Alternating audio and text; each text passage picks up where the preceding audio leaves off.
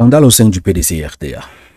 Jean-Yves Esso, inspecteur du PDC-RDA depuis 2019, rejoint le RHDP. Il a pointé le couteau dans le dos, n'est-ce pas, du PDC-RDA. Il a trahi son parti. Qu'est-ce qui se passe? A-t-il un problème de financement, d'argent? Nous allons suivre son intervention. Ce qu'il a dit, pourquoi, quelles sont ses motivations, pourquoi est-ce qu'il a plaqué la porte au PDC-RDA et quelles sont ses raisons. A-t-il raison ou tort? Suivons un peu son intervention et on en revient juste après. Dans la famille politique. Mesdames et messieurs, donc, chers militants, chers amis, aujourd'hui je prends la parole devant vous avec gravité et sincérité. C'est un moment important dans ma carrière politique et dans mon cher Côte d'Ivoire. Pendant de nombreuses années, j'ai eu l'honneur de militer au sein du PDC, un parti historique qui a posé les bases du développement de notre nation. J'ai servi avec loyauté, convaincu que nous portions ensemble l'héritage du président Félix Houphouët-Boigny et du président Nicolas Déby. Cependant, la politique est avant tout une quête de solutions pour le bien-être de nos concitoyens. C'est dans cet esprit que j'ai mené une profonde réflexion sur l'avenir du pays et sur les moyens de garantir une stabilité durable et un développement inclusif. Le RHDP, sous la conduite du président Alassane Ouattara et de son équipe, a su démontrer une capacité de gestion, une vision pragmatique, ce mot est important,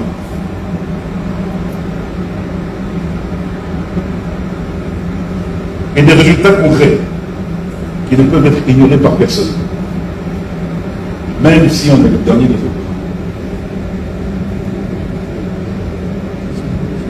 Que ce soit en matière d'infrastructure, d'éducation, de santé ou de cohésion sociale, les progrès sont tangibles. Nul n'étant parfait, il est impératif de soutenir cette dynamique en donnant de son temps, de sa disponibilité, pour continuer à bâtir une Côte d'Ivoire prospère et unie. Le président Alassane Ouattara est une figure emblématique du progrès et du développement en Côte d'Ivoire. Son leadership visionnaire a permis à notre nation de connaître une transformation remarquable sur les plans économiques, social et infrastructurel. Sous sa gouvernance, la Côte d'Ivoire a enregistré une croissance économique soutenue, faisant du pays l'une des économies les plus dynamiques d'Afrique. Grâce à des réformes audacieuses et à une gestion rigoureuse, il a su attirer des investissements majeurs, moderniser les infrastructures et améliorer le climat des affaires. En matière de développement social, il a mis en place des politiques ambitieuses pour renforcer l'éducation, la santé et l'accès aux services de base. Son engagement en faveur de la paix et de la stabilité a permis de consolider l'unité nationale et de faire de la Côte d'Ivoire un exemple de résilience et de prospérité en Afrique de l'Ouest. Son leadership, sa vision et son attachement au progrès font de lui un chef d'État respecté et admiré aussi bien en Côte d'Ivoire qu'à l'échelle internationale. C'est donc en toute responsabilité que j'annonce ici aujourd'hui mon ralliement au RHDP. Voilà, je pense que c'est pas fini parce que il reste une autre partie où il a non seulement affirmé ses raisons, parce que là c'est pas fini, c'est une petite partie. Là il reste, je pense, une partie d'une minute, là je vais vous montrer tout à l'heure. On en revient encore. Président Alassane Ouattara, je choisis aujourd'hui solennellement le président Alassane Ouattara, troisième mandat.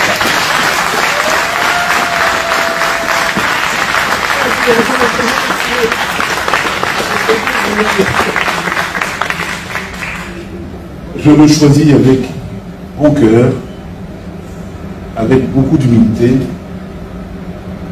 J'ai ma maman, mais je ne refuse pas une deuxième maman à la personne de Mme Ouattara.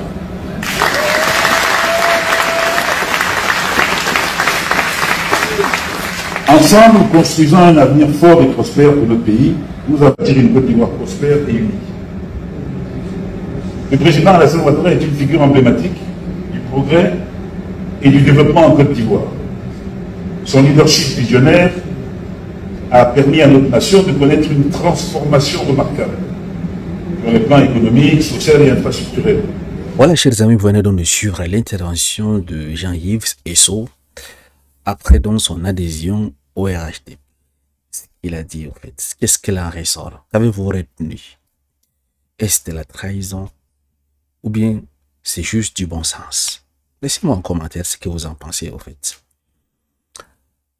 Donc, en résumé, ce qu'il a dit, c'est à cause du leadership, du travail, la bonne gouvernance du président Alassane Ouattara qu'il a rejoint HTP.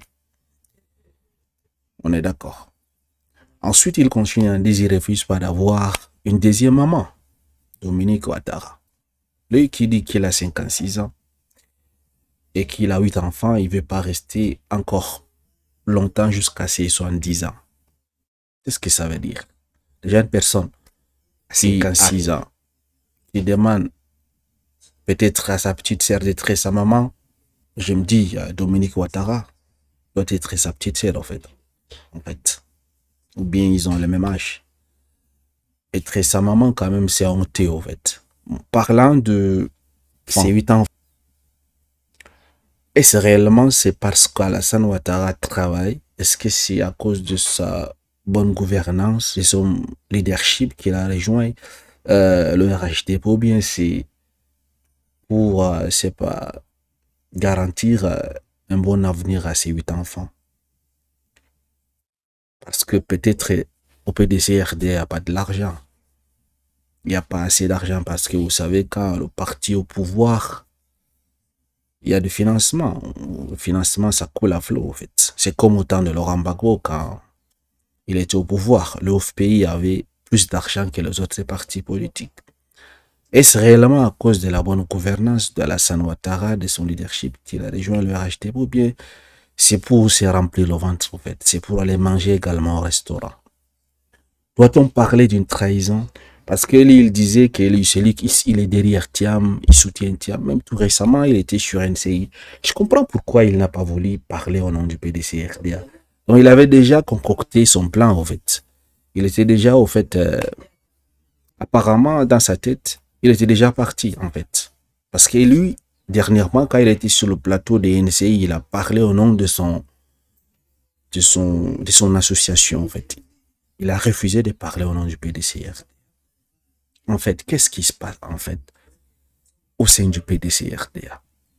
Finalement, c'est soit une personne qui intente le procès contre Thiam, c'est soit il y a des gens qui veulent carrément prendre la place de Thiam, c'est soit ceux qui ne reconnaissent même pas le leadership de Thiam, ou bien c'est soit ceux qui démissionnent du PDCRDA et rallient au RHDP, ou bien démissionnent simplement et dire qu'il ne veut pas être, n'est-ce pas, dirigé par Tidjane Thiam.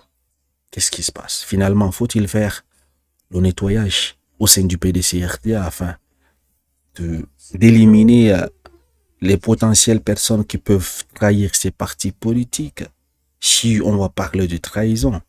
Parce que selon les motifs qu'il a donnés, bah, il est libre, n'est-ce pas, d'adhérer dans n'importe quel parti politique. C'est pas la première fois qu'on voit un homme quitter du FPI pour se rallier au PPACI, quitter du...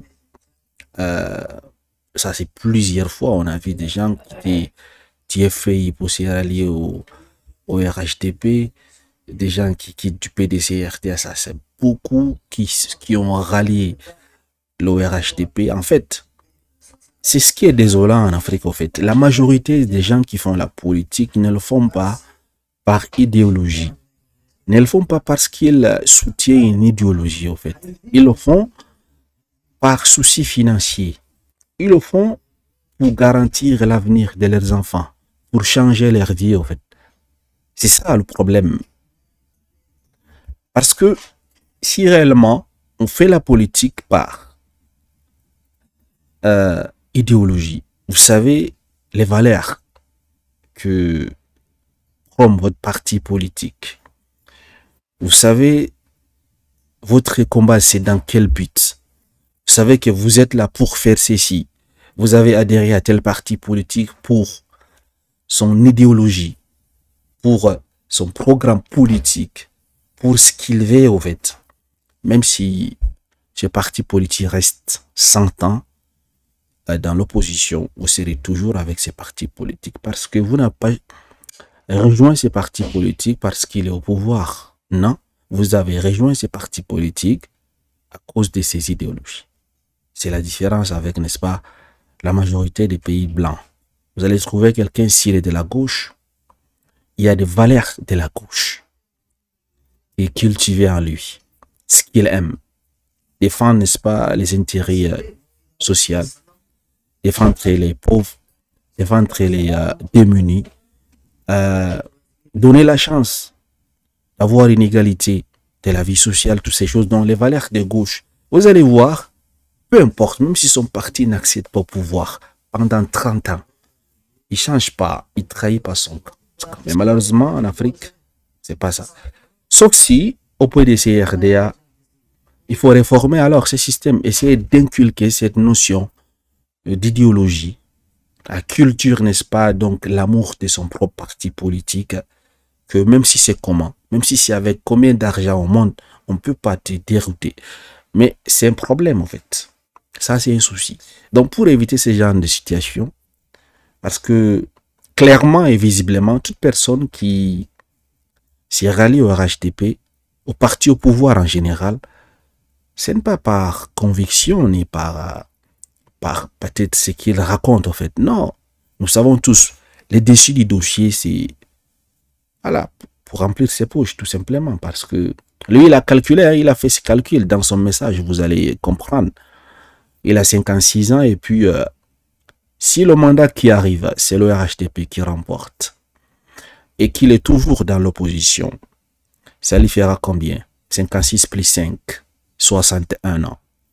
Et si encore, l'autre, c'est pas un autre mandat en 2030 jusqu'à 2035, et puis c'est encore le même parti qui gagne, c'est tout à fait possible. Vous savez, en Afrique, quand on prend le pouvoir, c'est difficile de laisser.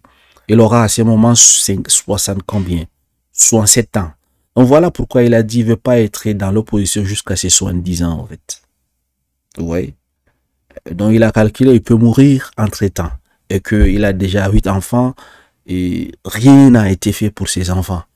Donc il a déjà calculé si il part au restaurant pendant ces 5 prochaines années, bah, il va envoyer ses enfants en France, aux États-Unis.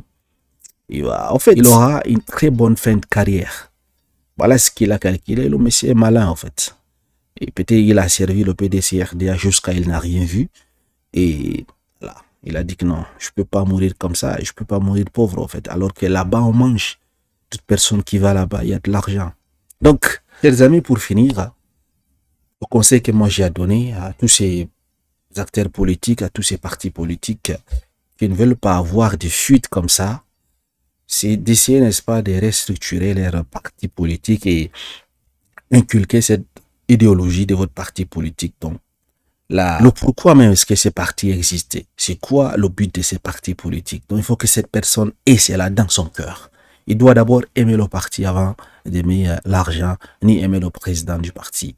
Il doit être dans votre parti politique par conviction et non juste parce que vous partagez de l'argent. Et ensuite, des personnes qui travaillent vraiment au sein du parti politique, comme lui, il faisait partie du bureau politique. Bah, il faut voir comment avoir des financements. Il faut, si c'est investir avec l'argent que vous avez dans les caisses, investir dans plusieurs domaines. Mais bon, il faut quand même augmenter les salaires de ces personnes qui travaillent au sein du parti politique, afin, n'est-ce pas, d'éviter quand même de se faire capter juste comme ça à cause de l'argent. Et ensuite, dites-moi dans les commentaires, qu'en pensez-vous? Parce qu'il est libre, hein, n'est-ce pas, de partir là où il veut. Hein. C'est comme vous aujourd'hui, vous pouvez décider, si vous êtes du BPAC, vous décidez non, maintenant, ça vous suffit. Vous partez au PDC-RDA. Une personne du RHDP peut décider aujourd'hui comme ça, de dire ça va, je pars au PDCRDA ou bien au PPAC ou bien au COGEP. Donc, c'est un droit, en fait. Nous sommes en démocratie, c'est pas la dictature. Et c'est pas la première fois qu'on voit une personne changer de parti politique. Mais bon, jusqu'à vous faites partie quand même du bureau politique et que jusqu'à tout récemment, vous dites que vous soutenez Tita Tembe. Qu'est-ce qui s'est passé? Parce que là, il n'a pas annoncé, il n'a pas dit qu'est-ce qui s'est passé au PDCRDA pour qu'il quitte ses partis politiques. Certainement, il y a quelque chose. Il a juste loué, n'est-ce pas, le programme, le leadership d'Alassane Ouattara, du RHDP, le travail.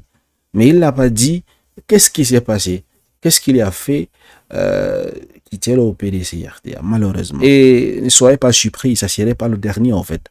Plus on se rapproche des élections présidentielles, plus il y a de personnes qui sont chargées de faire recruter, n'est-ce pas, les cadres de chaque bureau politique, les cadres des influents de chaque parti politique. Ils vont donc rejoindre tous le parti au pouvoir avec des offres alléchantes et voilà. Faites attention. Merci d'avoir suivi. Excellente soirée à vous. Très bientôt.